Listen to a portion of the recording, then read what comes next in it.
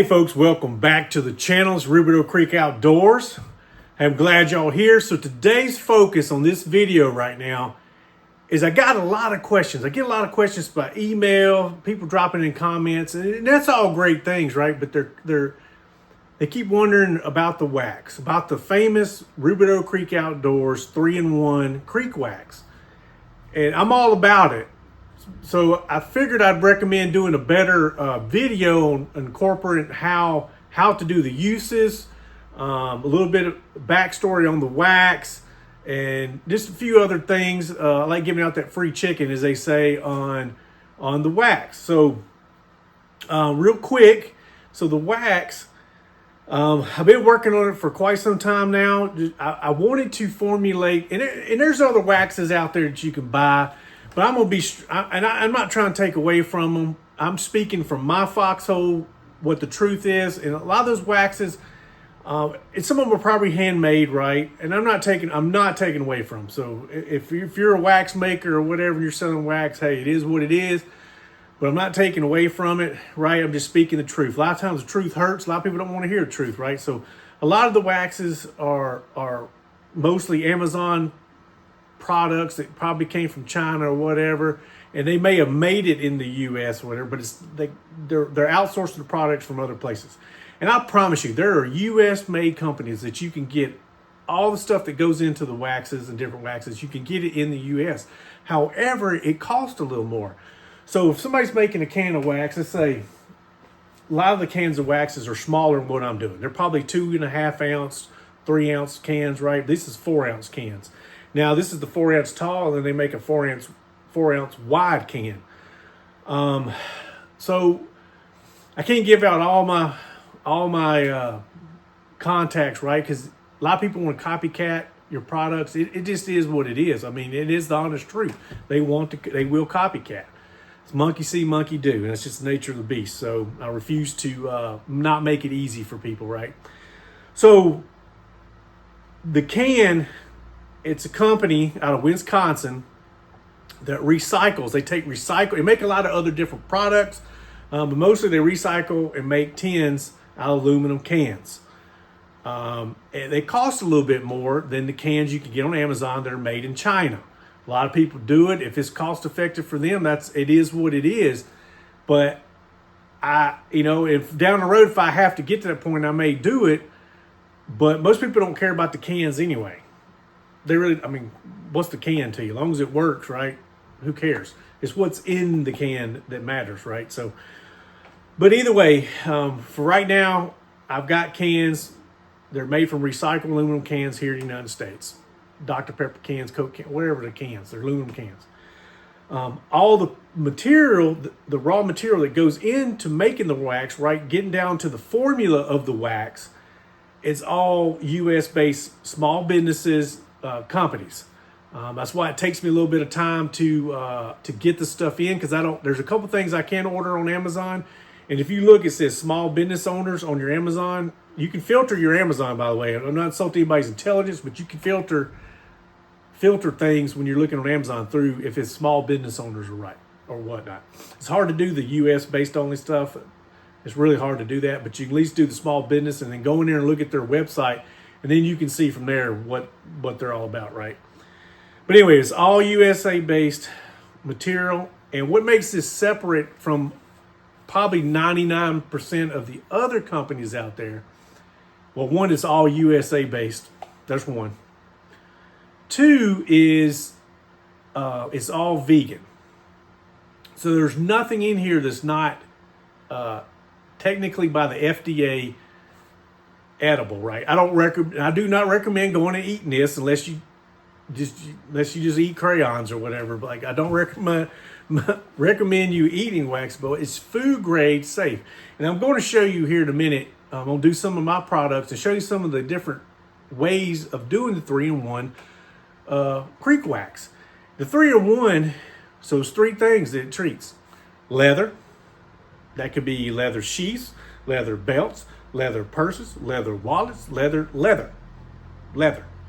The other is the blades. You can do stainless. It's really designed to treat high carbon steel, non-stainless blades, right? blades on knives, blades on axes, or whatever you have, right? And the other is the handle material. Like certain handle material, but it's really recommended for wood and like some types of rubber. And I'll show you that here in a minute to kind of preserve some of the rubber, certain rubbers, right? It does help. But like I said, your kitchen cutlery, your butchering cutlery, or just your all-purpose EDC that you carry that you made. Hey, there's that guy whips out and wants to cut a steak at the dinner table. He don't want to use a steak knife. He wants to use his EDC, and that's fine too. But like I said, you can treat your everyday carry with this wax as well. So it's really good product. I mean, I just can't. It is what it is. I do recommend if you want to get the best results of this wax is to either use a hair dryer, some kind of heating source that's non-flammable heating source, and heat up your leather. Don't heat the wax up, heat the leather. The wax is soft enough to where you can get in there, like I'm doing it right now with my finger. You can get in there with a rag, a small cloth, or whatever you use, or brush, whatever your heart tells you to use, right? Whatever works best for you. But you heat up that leather, and what that's going to do is that leather's going to be warm, right? It opens up the pores because leather is skin. It's going to open up the pores, right? You don't have to do that to the wood or the blade, but the leather. This is the key. Just warm it up a little bit, not hot, but just warm. And then when you apply that, one, it's going to heat the wax up when you touch it to the leather, and it's doing two things in one, knocking two birds with one stone, as they say, and you get the most of it because it opens up the pores of the leather, and then it also warms the wax when you put it on there. But the wax is pretty greasy as it is, but it's not overly greasy because that's the beeswax that's inside here. Beeswax acts as a sealer. That's your sealer in all the materials that are in this wax. That's your sealer. Your real waterproofing agent is the beeswax and the paraffin wax that's inside here. That's two of the main ingredients. That's your sealer. That's your waterproof. It does a lot of different things, right? But I just want to get that out there. And lastly, before we get into what we're doing, is to purchase it. I prefer not to do the PayPal through email kind of deal because I don't have a website for the wax because we ain't got to that point yet. But you can get it on the Whatnot channel. Whatnot channel's right here. Or you can go to my profile, our Rubidoux Creek Outdoor profile, click on the More button up under the description of the main profile page, and it has the Whatnot link. You copy that, drop it into URL block, and it will take you straight to it, as long as you have a Whatnot channel. I highly recommend y'all get your Whatnot channel. Super easy. Just take your time. There's YouTube channels out there on how to set up your Whatnot. Super easy, y'all. Recommend it. But yes, so you can get access to that. I don't do the PayPal, really. I'm not a real fan of it. I know a lot of people, that's what they have. I will do it if it's in large quantities, but it just takes, it's additional steps that I have to do to sell it. It's just so much easier on Whatnot. You just go in there, you buy what you want, and all I gotta do is go in there and print the label out, and the package is on its way. So it's super easy, like I said. But the PayPal, if you buy like 3 or 4 cans, I try to do I cover the shipping on that. If you buy 4 cans or more, I cover the shipping cost on it. That basically almost covers 2 of the price of your cans. So, I mean, it's kind of what it balances out to. But I have Whatnot set up on there as well, where it adjusts that too. It's not as efficient as me doing it on my own, but I can adjust things on the Whatnot to make it a little bit cheaper than what it shows when you initially put it in your cart and you pay for it, okay? I can adjust it. I try to do everybody's order that way. If it saves them $2 or $3, it saves them $2 or $3. I do that for y'all, to offset the shipping. So, but yeah. But let's get into, I'm going to show y'all what some of the uses of the wax. All right, folks, right here. So here's what I was talking about, kitchen cutlery. This is stainless steel Japan. It's a bread knife. Pretty cool, right? It's got different types of cutting edges on it. But yeah, it's got some hand material, right? So my wife likes to put these in the dishwasher. I don't like putting things in the dishwasher, but she says it disinfects it. So she does what she's going to do, right? So you want to protect this wood after you wash it coming out of the dishwasher, okay? So we're going to treat that right here. This is bamboo. This is a wood spatula, but this is actually a bamboo spatula. It will take it. It's a little more resistant to certain oils and stuff like that, but it still will absorb the wax, and I like to treat these, right? So these came out of the dishwasher. These have not been treated yet. So that's the bamboo spatula. And then here's one out of hickory. Pretty nice, right? Made out of hickory. And you can see how it's kind of got like a offset to it, white. That's because it got stuck in the dishwasher after scrubbing it. And some people like using a little Dawn soap. And that's okay if you got certain stuff that's on here. But you really want to treat your stuff after you wash it. I know it's a pain in the butt, but if you got something that's nice and you want to save it, keep it from warping as bad and everything, you want to treat it. That's where the Rubidoux Creek Outdoor Wax comes into play.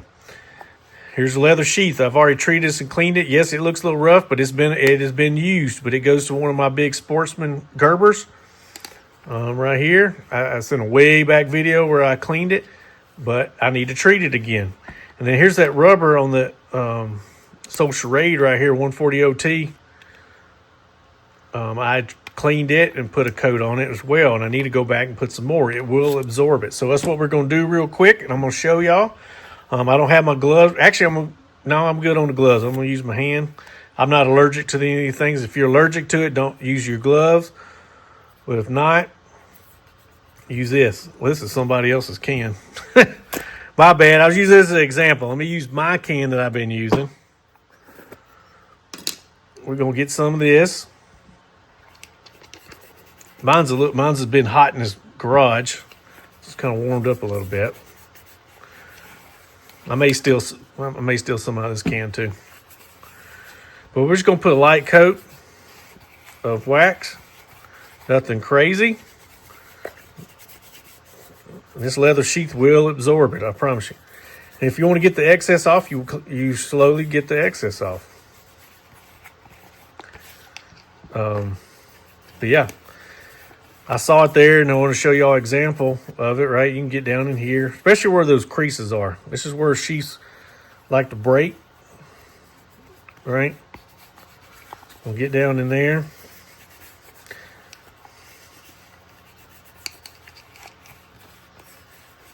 But it will soak it up. We're going to set it to the side over here. Let's do this handle right here.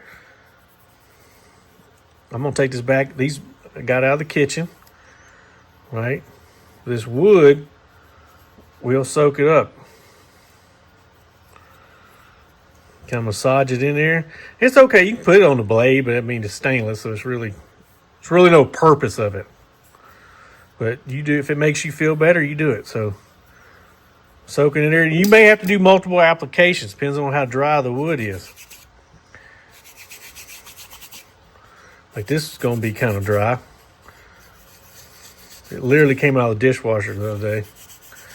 I hand wash mine. And usually you can kind of go in between every so many uses and then apply wax if you hand wash it. But that putting it in that hot dishwasher, it's rough on them. It is rough. Just a light coat. You ain't got to go crazy with it. Just a light coat. That's all we're doing. This is that bamboo spatula. Pretty strong. They're light and strong. Bamboo, some hardy stuff for sure. Just gonna wipe it in there. Get in there good, right? And then here's the rubber.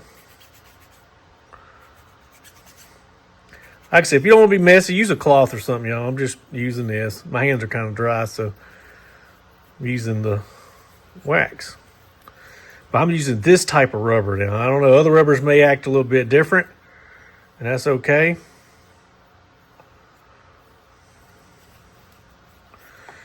Well, we're going to let it set for just a little bit. I've been using the fire on mine. We're going to let it sit, and then we're going to come back and just wipe the excess off. See, this is already soaking up the... I might have to put some more on there. I'm going to steal somebody else's. Sorry if y'all get this can, y'all bought it. Try not to use too much of it.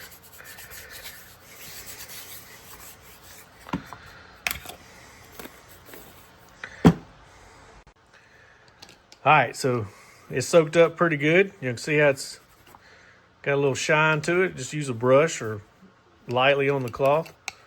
But we got that one back to put another coat on it.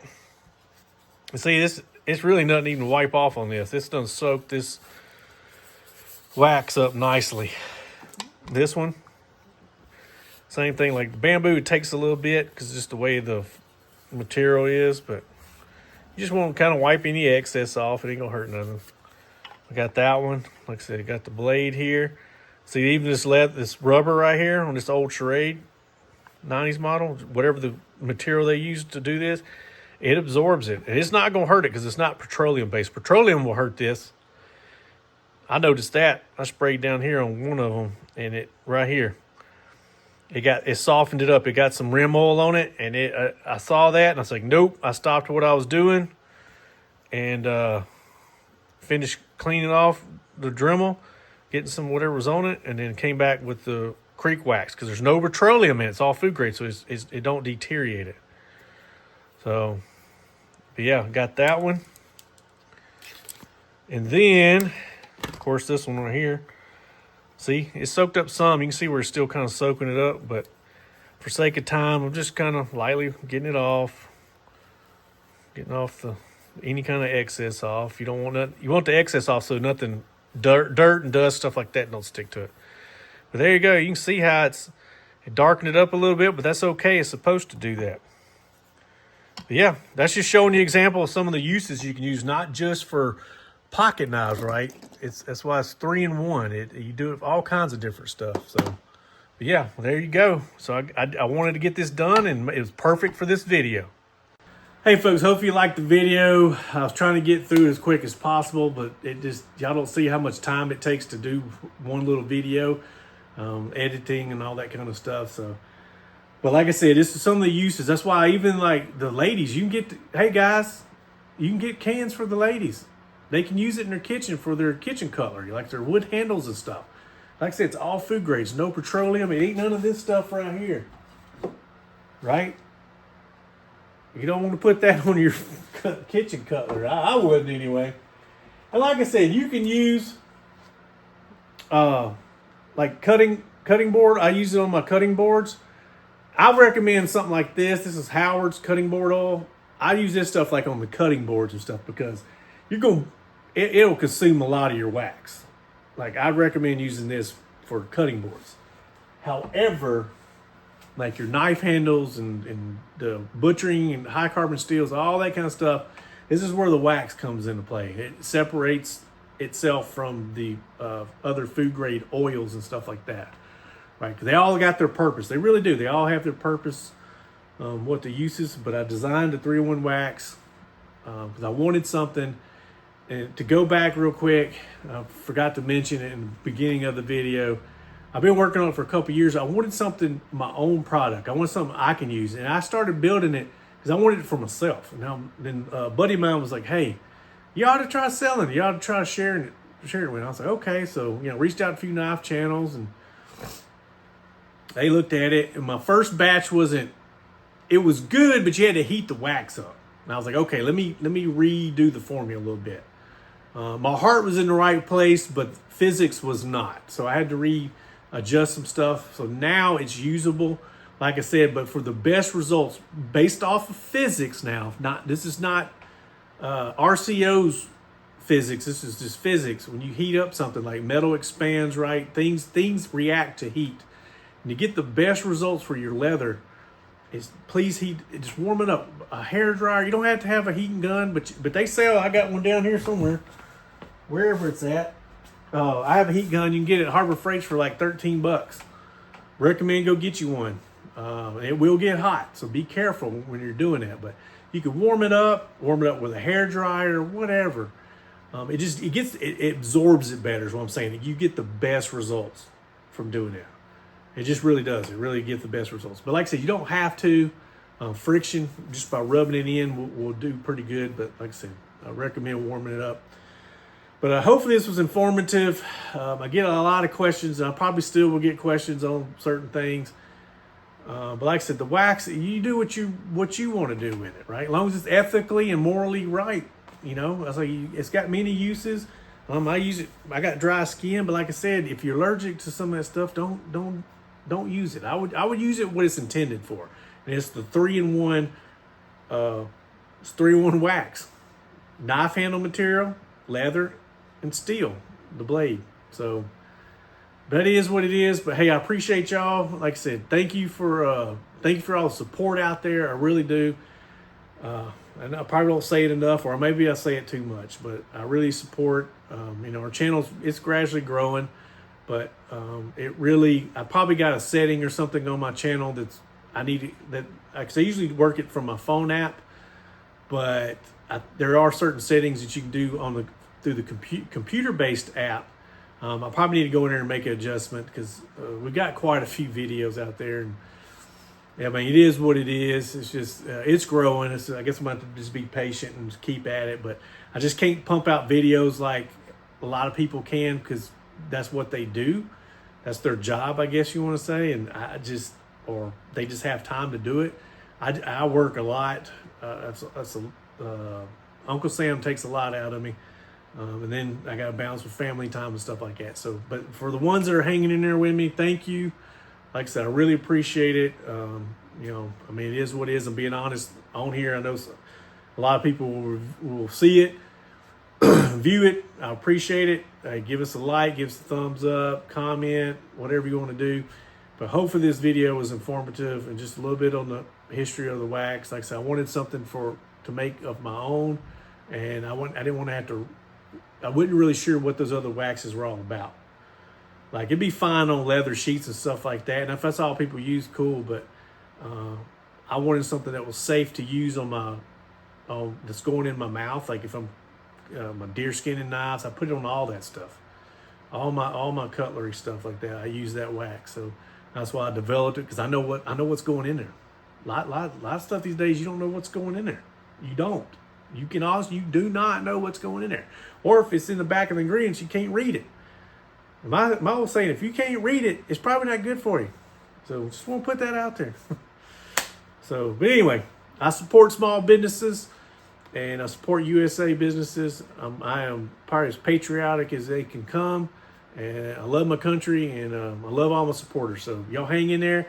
Like I always say, stay vigilant, stay positive, stay motivated in this crazy world. And I'll see y'all next time, all right?